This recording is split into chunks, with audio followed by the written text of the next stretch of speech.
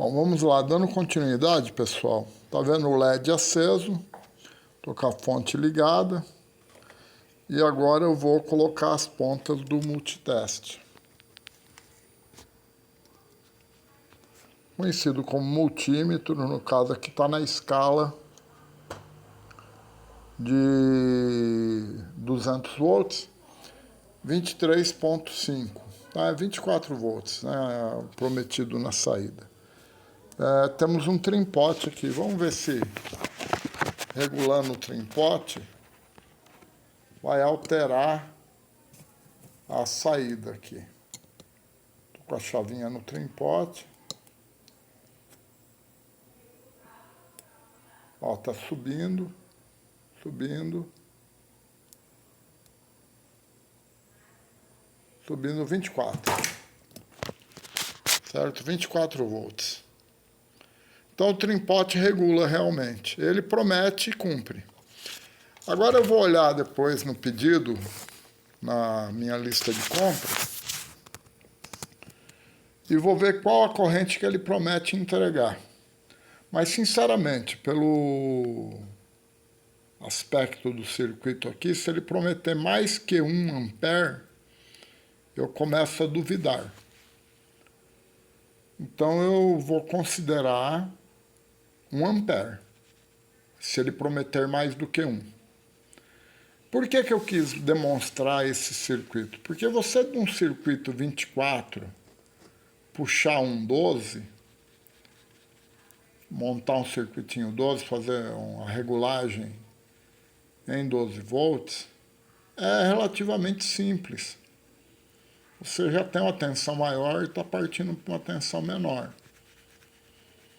Quando você está aumentando a tensão de saída, você entra no que nós chamamos de duplicador de tensão, quadruplicador de tensão e assim por diante. Geralmente isso se fazia e se faz ainda até hoje com a utilização de capacitores eletrolíticos. E nós vemos aqui logo na cara do circuito 2 eletrolíticos, né? Então, provavelmente usa o mesmo princípio. Mas pode ser que não. Pode ser que seja um princípio mais atual do que o princípio dos duplicadores, dos quadruplicadores, que utilizavam muito a concepção de conseguir a tensão maior através dos capacitores, configuração, né, de capacitores. Bom, ele faz aquilo que ele promete. Se ele é durável, se ele vai ser útil, é outro departamento. Por que eu quis esse brinquedinho? Eu queria testar, né, ver se funcionava. E às vezes há necessidade, onde eu tenho um sinal que vai até 12 volts, mas eu estou trabalhando, operando com 24, um pequeno PLC, um equipamento que utiliza 24 volts. O que eu achei interessante é que o negativo é o comum. Isso é interessante. É interessante perceber o negativo como comum. Mas não é tão útil quanto fosse o positivo como comum.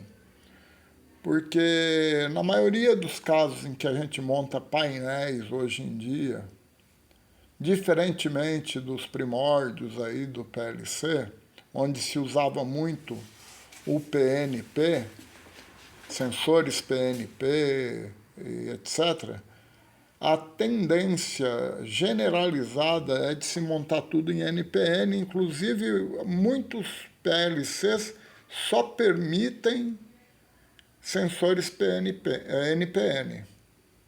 Qual a diferença de um sensor PNP para um NPN?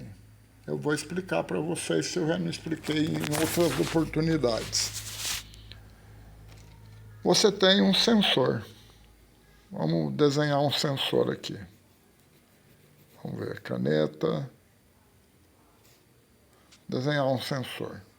Simplificadamente, né? Vamos desenhar um sensor, sai o cabinho aqui. E esse sensor, ele vai detectar, se ele for capacitivo, ele vai detectar uma massa, um corpo, uma massa, que pode ser papel, pode ser madeira, enfim, uma massa. Se ele for um sensor óptico, vamos desenhar um sensor óptico aqui com emissor e receptor no próprio sensor. Então você vai ter um emissor,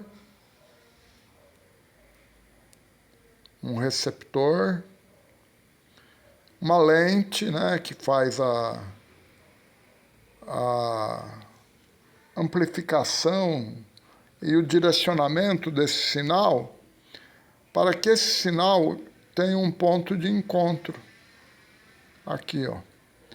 Quando algo estiver, e quanto mais refletivo, melhor, estiver no ponto de encontro, você vai ter um trimpote para regular também no corpo do sensor. Geralmente você vai ter um trimpotezinho em algum lugar, né?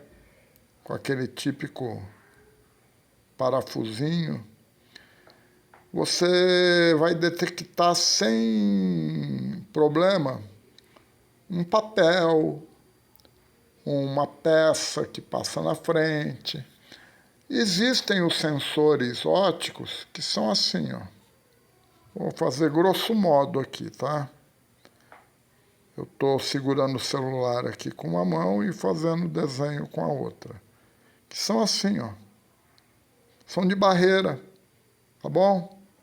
Também o princípio do cabinho aqui no final do sensor, tal.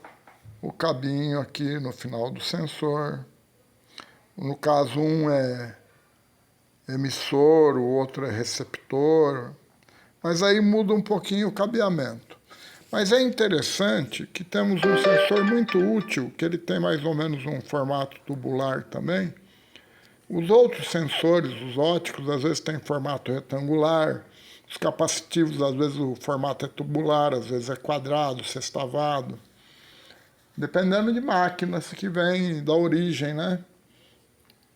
Mas nós temos um sensor, vou desenhar a face dele aqui, que esse sensor, ele trabalha sentindo uma peça metálica que passa na frente dele. Vamos supor que isso aqui está girando. Está girando. Toda vez que esse eixo girar, vamos imaginar um eixo aqui, em determinado momento essa lâmina de ferro, de aço, vai passar na frente do sensor sem tocar o sensor. Sem tocar, não vai haver atuação física. Tem sensores para 2 milímetros de atuação, tem sensores para 4 milímetros, né? Mais encontrado é 2 e 4 milímetros. O corpo nós temos com 8 milímetros, temos com 12 milímetros, geralmente, né? São muito utilizados 8 e 12 milímetros no diâmetro do corpo, o diâmetro do corpo. Aí vem uma porquinha sextavada, vem uma arruela de pressão, outra arruela de pressão, outra porquinha sextavada, para você poder fazer a montagem mecânica do sensor. Importa para nós saber o seguinte: nesses tipos de sensor, via de regra, você vai ter a cor marrom, ou brown em inglês, né? Você vai ter a cor azul, que geralmente é um azul escuro, ou blue em inglês. Você vai ter a cor preta, ou black em inglês. Opa, deixa eu fazer a perninha do K. E você vai ter, opcionalmente, a cor branca ou white em inglês. Marrom vai ser o positivo. Azul vai ser o negativo. Preto vai ser o normal open, normal aberto. E black vai ser o normal closed, o branco, perdão, vai ser o normal closed. O que significa normal aberto? O que significa normal fechado? Significa que no estado de repouso, a passagem de corrente está interrompida no normal aberto. E no normal fechado, a passagem de corrente não está interrompida. Ao ser atuado o sensor pela nossa digníssima senhora Chapinha,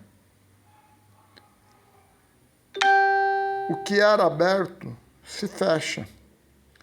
Ao ser atuado o sensor pela excelentíssima senhora Chapinha, que não precisa ser uma chapinha, pode ser uma peça metálica de outra natureza, né? O sensor que estava aqui, o normal fechado, ele se abre. Então, às vezes, a utilidade do projeto requer um normal aberto. Às vezes, o projeto requer um normal fechado. Agora, voltemos ao PNP-NPN. PNP. O que significa isso? Significa que o sensor vai retornar. Ele está com... Vamos representar um sensor que tem apenas 3 fios. Azul, marrom e preto. Menos ou 0 volt, né? Como queira. Mais, que pode ser de 10, geralmente de 10 a 30 VDC. Na grande maioria dos casos, nós sempre vamos trabalhar em 24 VDC. Isso é normal, corriqueiro, usual e é consagrado pelo uso. 24 VDC. Tensão boa, não é danosa ao ser humano. Se você pegar em 24 VDC vivo, você não vai morrer, provavelmente, né? Por causa disso, tá? Porque não é uma tensão que vai produzir uma corrente suficiente para te matar. Por isso que hoje em dia os comandos não são mais em 220 volts, CA, nem em 115, como os americanos gostavam muito, VCA. E eu encontrei máquina que o 220 era do comando, era formado pelo neutro mais a fase do 380, VCA. Então era 220 de verdade mesmo, no pico da onda. Isso tensão média, não estamos nem falando tensão de pico a pico, né? Que dá outra forma de onda. Você analisar a forma de onda da tensão alternada, isso é um outro assunto. Nós vamos... Saiu o meu eixo aqui cartesiano, saiu um lixo, né? Mas vamos lá, vamos melhorar aqui, né? Nós temos eixos cartesianos aqui. Opa, vamos fazer isso aqui melhor aqui. Vamos desenhar uma forma de onda sinusoidal, ou senoide, ou senoidal, onde você tem o V máximo positivo, o 0 E o V máximo negativo, não é V mínimo, tá? É V máximo negativo. V máximo negativo.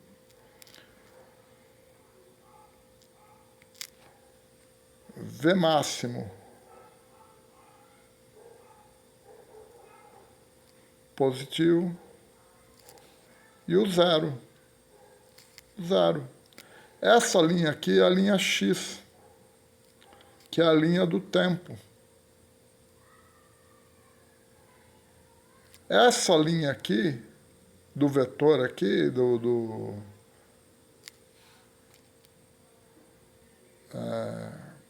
é a linha Y, que é a linha da grandeza. Grandeza, tempo. Ah, mas e na corrente contínua, que nós estamos falando de sensor 24 VDC, na corrente contínua, a nossa linha, aqui nos eixos cartesianos, ela é, ou deveria ser, uma reta. Dependendo do circuito, você vai encontrar um ruído aqui. Você vai encontrar um ruído. Ele não está bem filtrado, tá? Agora existe um outro caso, que é o da fonte simétrica, onde você vai ter uma reta aqui e uma reta aqui. Então eu tenho mais 12, por exemplo, e menos 12, porque eu precisei, num determinado circuito, de uma fonte simétrica. Ou eu tenho mais 15 e menos 15, que é muito usual também em algumas fontes simétricas. Inclusive em conversores AC/DC de motores de corrente contínua. Voltando para o PNP-NPN, que é o assunto foco. Quando ele é PNP, o retorno que você tem no fio preto para a carga, vamos imaginar aqui uma carga hipotética, um desenho de uma bobina. É uma carga hipotética. Geralmente a gente não usa o sensor direto na carga. A gente usa na entrada de um PLC ou de um pequeno relé e deixamos outra pessoa, dos nossos companheiros de componentes, fazerem um serviço pesado. Mas vamos imaginar uma carga hipotética aqui de baixa corrente, tá?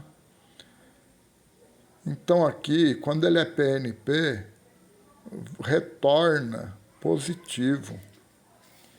Primeira letra aqui, ó. P. Quando ele é NPN, retorna para a carga 0 volt ou negativo. E isso faz muita diferença.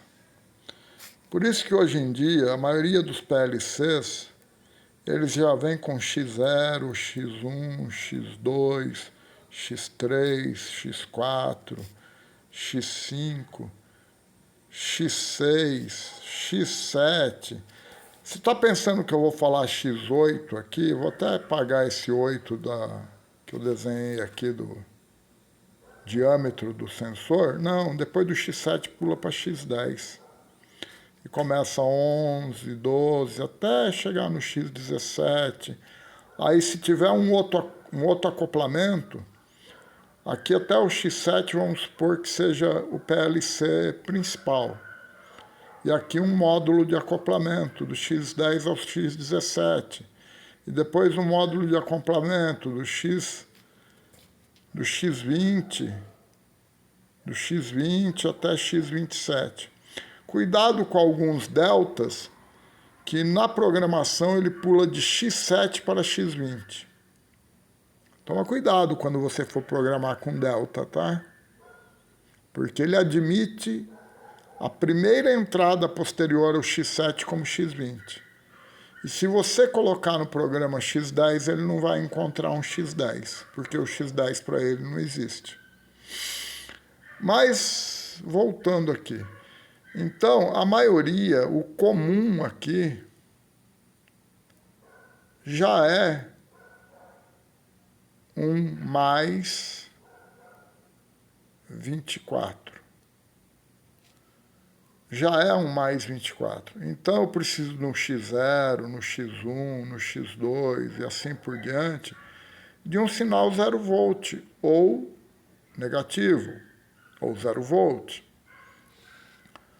para que acenda o LED correspondente à entrada, o acoplador óptico que está aqui dentro do PLC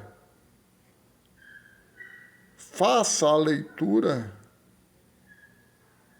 da entrada, porque o PLC, nas suas entradas digitais, ele tem uma isolação a acoplador óptico.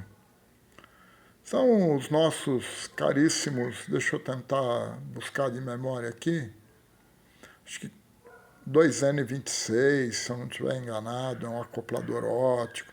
Existem diversos, né? Diversos acopladores ópticos. Mas dentro do PLC, na entrada, tem um acoplador óptico.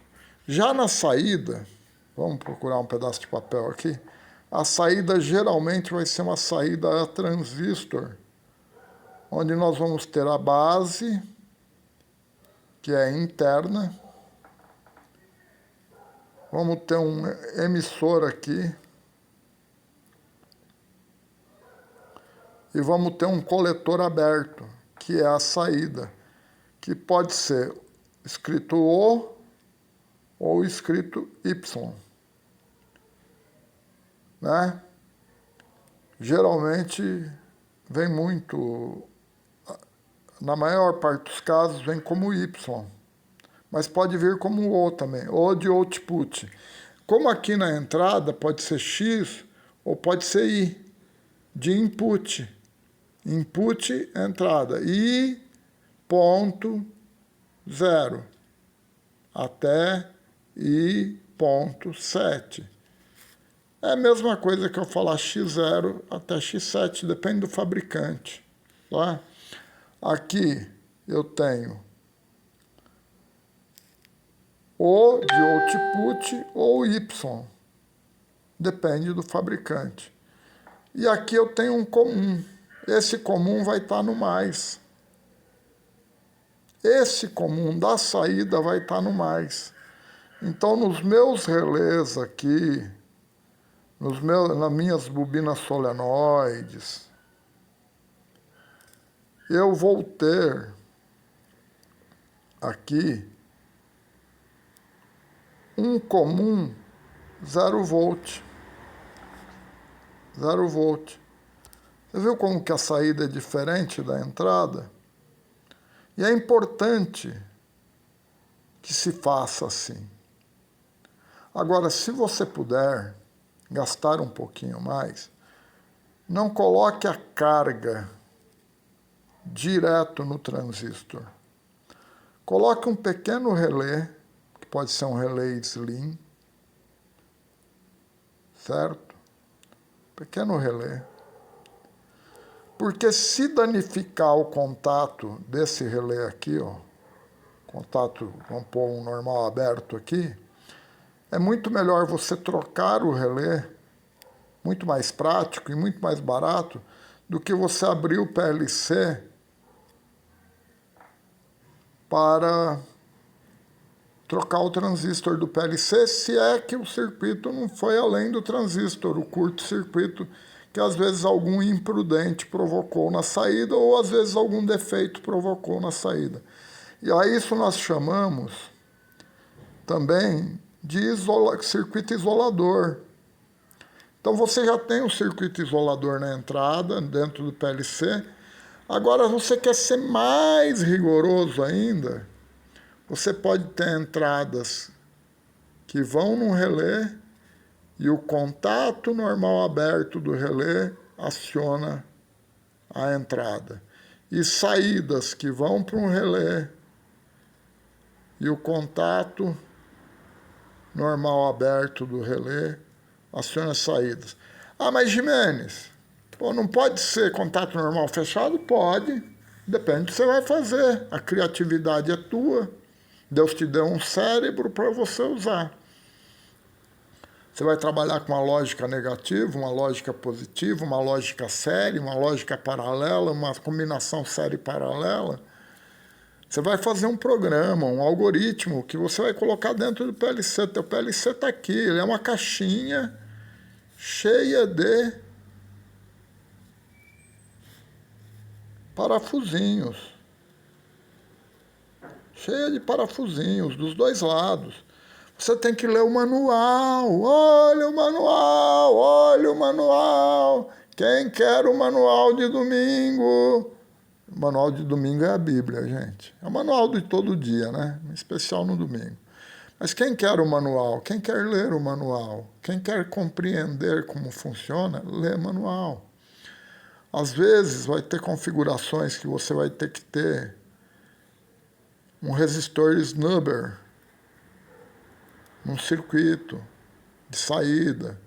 Às vezes vai ter configuração na entrada que você vai ter que ter um filtro com um pequeno capacitor de 0,1 nanofarad, por exemplo, para que num determinado circuito, onde possa haver um contato físico que, vamos dizer, ele é normal aberto, mas se encontra fechado, é mais difícil acontecer. Mas se ele for normal fechado, por natureza, a vibração da máquina pode fazer esse normal fechado causar tremores no contato. Tremores imperceptíveis para um circuito elétrico, mas tremores que são perceptíveis na entrada de um PLC, principalmente se for numa entrada rápida, e o PLC pode entender que houve uma interrupção de corrente. Aí você precisa do nosso camaradinha de filtragem aqui, ó.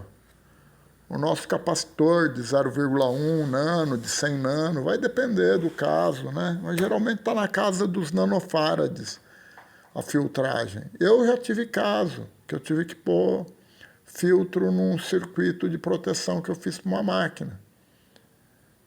Você media o sinal estava lá. Só que extemporaneamente, a cada instante, a máquina desligava acusando o stop, acusando a parada de emergência. O circuito foi feito para proteger. Mas ele não estava apenas protegendo, ele estava protegendo fora de hora. Eu fiz a eletrônica, fiz toda a reconstituição da máquina, fabriquei a eletrônica, fiz tela, tudo, corroí a eletrônica, foram várias, né? Se não estiver enganado, foram acho que 26 peças que eu tive que fabricar para monitorar toda a segurança da máquina. Eu não tenho mais na memória a quantidade certa, já faz tempo, algum tempo. Então, às vezes é necessário um filtro na entrada. Você quer entrar nesse mundo do PLC? Puta, ele é genial. Olha, vou falar a verdade. É assim, até desculpa a palavra que eu falei agora há pouco, foi involuntário. É genial você poder criar um programa que faça todo o sincronismo, de uma máquina, que ocupa um pequeno espaço, que levariam dezenas e dezenas de relés e temporizadores. Você tem, dentro de um pequeno PLC, você tem, geralmente, 256 contadores virtuais que você pode colocar no programa. Você tem 256 temporizadores. Olha, você tem 256 relés de memória que você pode nominar e utilizar.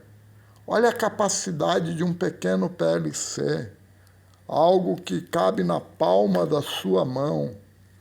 a velocidade de leitura geralmente vai estar relacionada nos PLCs ao canal 0, canal 1, canal 3 e canal 4. Se você precisar fazer leitura de encoder, que você não precise da leitura ABZ, que a leitura do canal AB seja suficiente para formar a quadratura.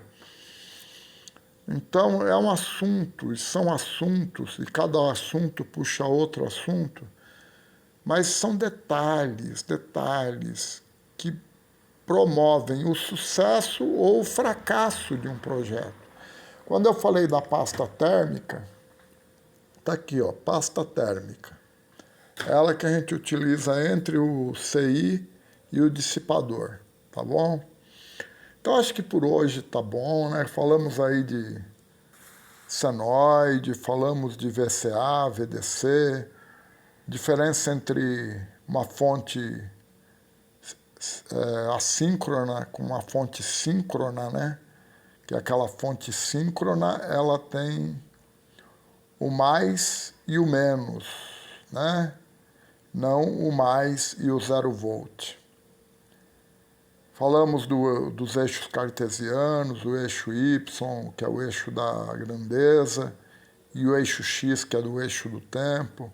Falamos da diferença entre PNP e NPN. Falamos de tamanhos padrão de sensor tubular, tipos de sensor, né, que é o sensor óptico, sensor óptico de barreira, sensor capacitivo, sensor indutivo, que depende de uma massa que induza magnetismo, né? Que ela seja induzida pelo magnetismo, tem que ser uma massa ferrosa de preferência, né? Mas faltou também o LDR, que é o resistor diferencial de luz, que é um antiguinho, né? Ele tá lá, um camaradinha redondinho, né? Com seus terminaizinhos. E ele oferece uma resistência à passagem da corrente elétrica que age para menos, dependendo do seu... Vamos fazer uma ligação hipotética aqui. Menos resistência com a incidência de luz e mais resistência com a ausência de luz, e pode ser o contrário também. E nós temos também um sensor muito utilizado de temperatura, que ele parece um tubinho assim, ó, com 2 fiozinhos. Ele varia a resistividade em função da temperatura. Eu tenho usado isso em cabeçotes de carro. Eu, por desconfiar do termostato do carro, às vezes eu coloco um sensor no cabeçote e ponho um aparelhinho digital no painel para acompanhar a temperatura do cabeçote, que eu gosto de mexer um pouquinho com isso. Mas é isso aí, pessoal.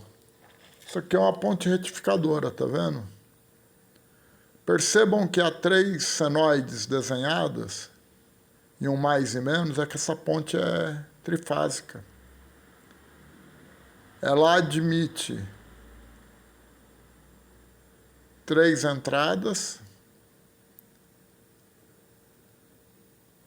e 2 saídas. Só que aqui nós estamos vendo só 2 entradas, tá vendo? A terceira não tem. Na verdade, essa ponte, ela usa o mesmo corpo da trifásica, mas ela é uma ponte monofásica. Ó, olha que meleca tem dentro dela, ó, tá vendo? Olha só. Acabamos de tirar a tampa da ponte, ó. Isso aqui duro aqui, ó. Perdão. Isso aqui é resina, para não copiarem o circuito que está aqui dentro. Mas tem um produto que arranca a resina fora, tá? Mas não é do meu interesse copiar a ponte, não, porque isso aí você compra pronto e tudo bem, ou fabrica se quiser com diodos, né? Mas é isso aí. Deu bastante assunto, deu quase 35 minutos. Um abraço, Deus abençoe a todos, até a próxima.